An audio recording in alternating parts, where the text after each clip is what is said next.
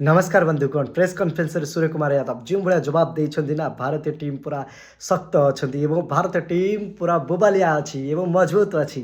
आम पाखरे फिट है कि फेरुछन्ति अभिषेक शर्मा। आम पाखरे ओपनर भितरे स्ट्राइक रेट बोबालिया एबे अछि ईशान किशनकर।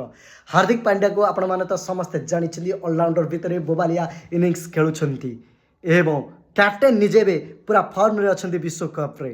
आम पाखे अछन्ति तिलक वर्मा एशिया कप्र हिरो एवं आम पाखे अछन्ति जसप्रीत बुमरा भलिया पूरा खांटी बोबालिया बोलरटे एवं आम पाखे अछन्ति कुलदीप यादव मिस्ट्री बोलर अक्षर पटेल पूरा बोबालिया ऑलराउंडरटे आम पाखे अछन्ति एवं किछि मुहूर्त भितर आम हाथ में जोड़ी होइके अछन्ति डीएसपी सिराज।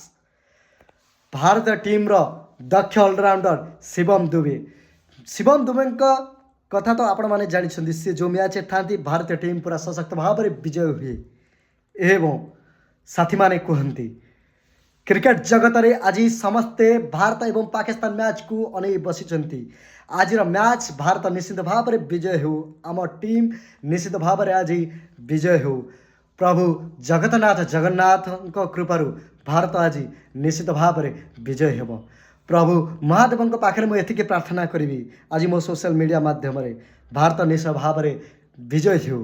चक दे इंडिया, चक दे इंडिया, चक दे इंडिया। जय हिंद, जय भारत। भारत आज विजय हेब एवं समस्ते देखिए बाण फुटेबे। लक्ष लक्ष भक्तालु आज कौन करेंगे ना दीप जालुंट क्रिकेट प्रेमी माने दीप जालुंट एवं यज्ञ भी चली देखा मिलूँ भारत विजय पाए एवं समस्ते आज अनै बसी भारतर विजय पाए।